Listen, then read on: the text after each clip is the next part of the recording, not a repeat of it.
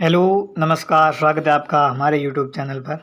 और आज हम देखेंगे राजस्थान का भूगोल। राजस्थान के भूगोल में भी राजस्थान की नदियाँ राजस्थान की नदियाँ टॉपिक इम्पोर्टेंट है। राजस्थान की सभी भर्ती परीक्षाओं में उपयोगी है ये। और एक नए अंदाज में पढ़ेंगे, याद करवा देंगे। एकदम सरल और साधारण तरीका होगा। एकदम डिफ़िकल्ट तरीका नहीं होगा, सरल साधारण तरीके से पढ़ेंगे। और शुरू करते हैं हम राजस्थान की नदियाँ पढ़ने से पहले अगर चैनल पे नए हो आप, तो चैनल को सब्सक्राइब कर लीजिए ताकि आपको ऐसे वीडियो मिलते रहें सबसे पहले। शुरू करते हैं।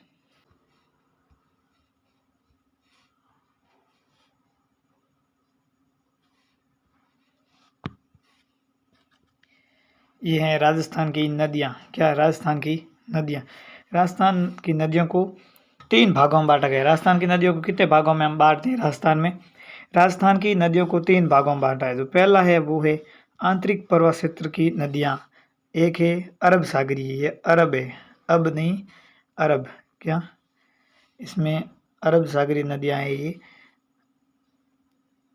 अरब सागरीय नदियाँ। दूसरा है बंगाल की खाड़ी वाली नदियाँ। 3 प्रकार की नदियाँ हैं राजस्थान में। आंतरिक प्रवाह की नदियाँ, अरब सागरीय नदियाँ, बंगाल की खाड़ी वाली नदियाँ। तो हम सबसे पहले जो शुरू करेंगे वो आंतरिक प्रवाह की नदियाँ शुरू करेंगे। कौन सी? आंतरिक प्रवाह की नदियाँ। इसमें ये आंतरिक प्रवाह की नदियाँ हैं जो हम देखते हैं। 1 नंबर पे आंतरिक प्रवाह की नदियाँ हैं। वह नदियाँ कौन सी? वह नदियाँ जो किसी भी माध्यम से अपना जल समुद्र तक नहीं पहुँचा पाती है। मतलब वो किसी भी माध्यम से, मतलब नहर में मिलके या किसी दूसरी नदी में मिलकर या फिर कोई मोटर पंप, किसी भी साधन से वो अपना जल समुद्र तक नहीं पहुंचा पाती है। उनमें से ये कुछ नदियां हैं जिनके नाम यहाँ पे दे दिए हैं पीडीएफ में। घग्गर है गया, कांतली नदी, कांकने, रूपनगढ़, रूपारेल, खारी, खंडेला, साबी, बाणगंगा, मंथा, ये सभी नदियां हैं जो आंतरिक प्रवाह क्षेत्र की नदियां हैं। आंतरिक प्रवाह क्षेत्र की नदियों में हम सबसे पहले पढ़ेंगे घग्गर नदी। कौन सी? घग्गर नदी। हम आंतरिक प्रवाह की नदियों में सबसे पहले घग्गर नदी पढ़ेंगे। तो घग्गर नदी शुरू करते हैं। घग्गर नदी, इसका उद्गम, घग्गर नदी का उद्गम जो है, उद्गम स्थल मतलब ये कहाँ से निकलती है? तो ये काली माता मंदिर, शिवालिक की पहाड़ियाँ, हिमाचल प्रदेश से। कहाँ से? काली माता मंदिर, शिवालिक की पहाड़ियाँ, हिमाचल प्रदेश से जो है वो आपके ये घग्गर नदी निकलती है। और इसकी कुल लंबाई, मतलब ये कुल लंबाई हिमाचल प्रदेश से राजस्थान तक मतलब पूरी लंबाई कितनी है इसकी देखें तो 465 किलोमीटर इसकी पूर्ण लंबाई है। और राजस्थान में ये 100 किलोमीटर चलती है। राजस्थान में ये 100 किलोमीटर चलती है। घग्गर नदी हनुमानगढ़ और गंगानगर जिलों से निकलती है। इस नदी का अंतिम बिंदु जो है ये फोर्ट अब्बास पाकिस्तान है। और ये ज़्यादा बरसात होने पर ही फोर्ट अब्बास पाकिस्तान तक इसका पानी पहुंच जाता है। अगर कम बरसात होती है तो ये आगे इतना नहीं जा पाता है, फोर्ट अब्बास पाकिस्तान तक नहीं जा पाता है, यहीं पर रुक जाता है। और उपनाम, इस नदी के उपनाम भी है। उपनाम कौन कौन से देखते हैं।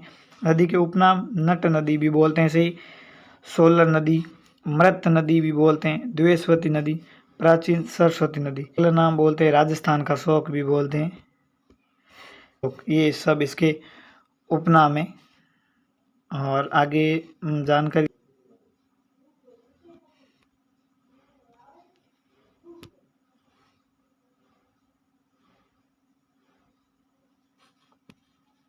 आगे इसके बारे में हमें आगे ये जानकारी मिलती है कि ये जो हनुमानगढ़ जंक्शन घग्गर नदी, हनुमानगढ़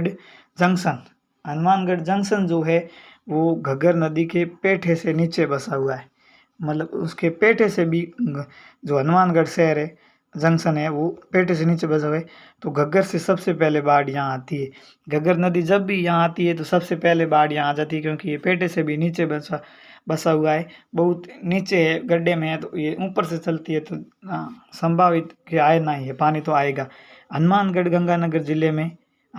और गंगानगर जिले में जो है घग्गर नदी के प्रवाह क्षेत्र को नाली या पाट कहा जाता है। इसको पर्वत क्षेत्र को नाली या पाट नाम से जाना जाता है। कहाँ पर? हनुमानगढ़ और गंगानगर जिलों में। और नाली और पाट ये जो है एक भेड़ की नस्ल भी है। नाली और पाट क्या है?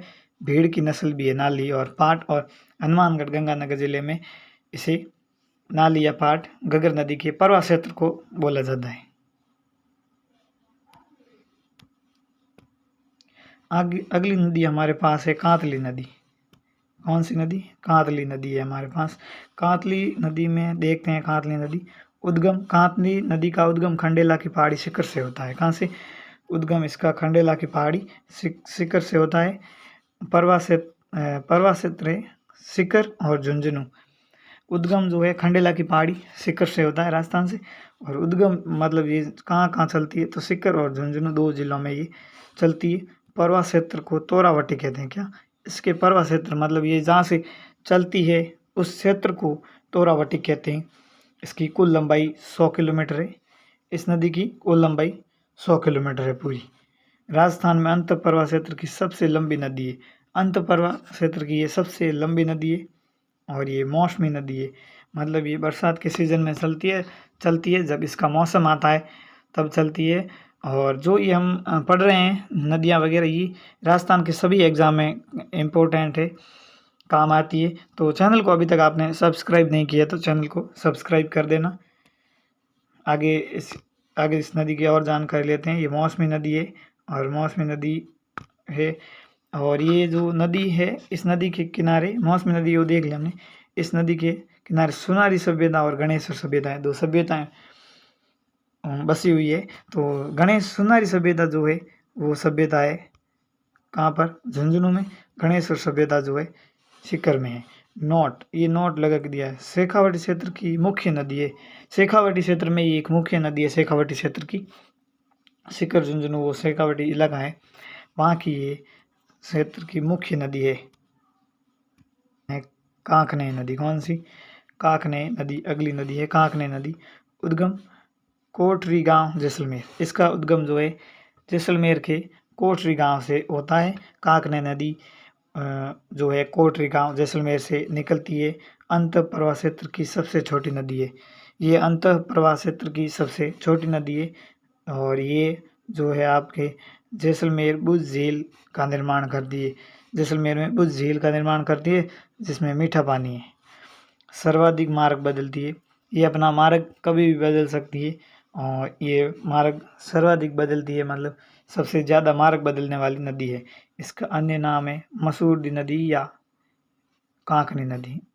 मसूरडी नदी या कांकनी नदी इसके अन्य नाम है, जो अन्य नाम से भी इसे जाना जाता है। और इसके बाद अगली नदी जो है वो है साबी। कौन सी नदी? साबी नदी। इसके बाद अगली है साबी नदी उद्गम सेवर की पहाड़ी जयपुर। ये सेवर की पहाड़ियाँ जयपुर से निकलती है।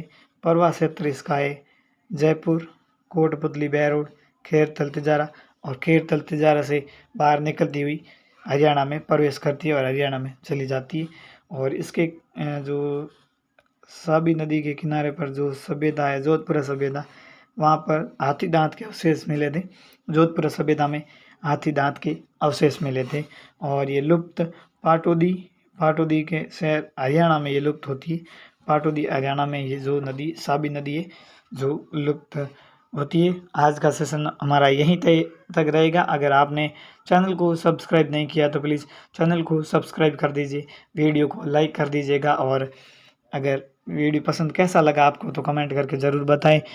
और ऐसे ही वीडियो देखने के लिए हमारे साथ जुड़े रहें। जल्दी इसका सेकंड पार्ट लेकर आएंगे हम। धन्यवाद। थैंक्स।